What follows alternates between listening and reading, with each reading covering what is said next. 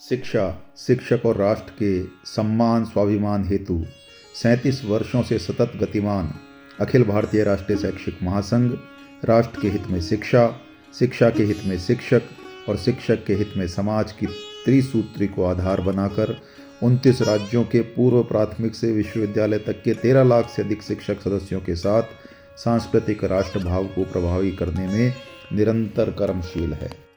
महासंघ प्रतिवर्ष किसी शैक्षिक, सामाजिक, सांस्कृतिक या सामयिक विषय को आधार बनाकर एक कैलेंडर प्रकाशित करता है। इस वर्ष का कैलेंडर भारत की सनातन अवधारणा को प्रस्तुत करता है।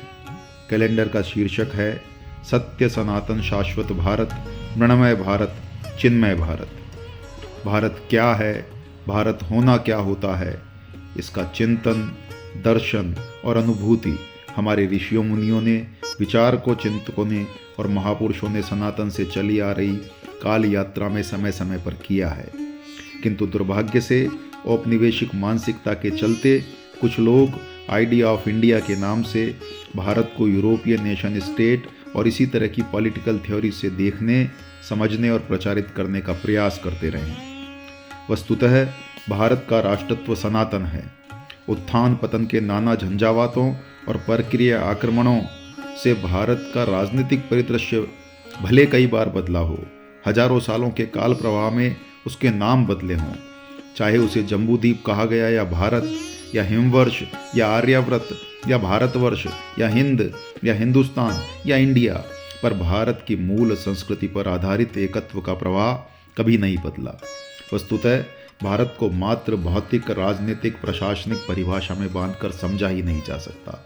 भारत का एक भौतिक अर्थात मृण्मय रूप है, समुद्र से हिमालय तक विस्तृत है, लेकिन उसके साथ साथ एक चिन्मय स्वरूप भी है जो तात्विक, आत्मिक, वैचारिक और चैतन्य रूप है।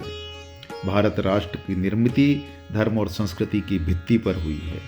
कोटि कोटि जन की समष्टिगत चेतना का प्रकट नाम ही भारत है।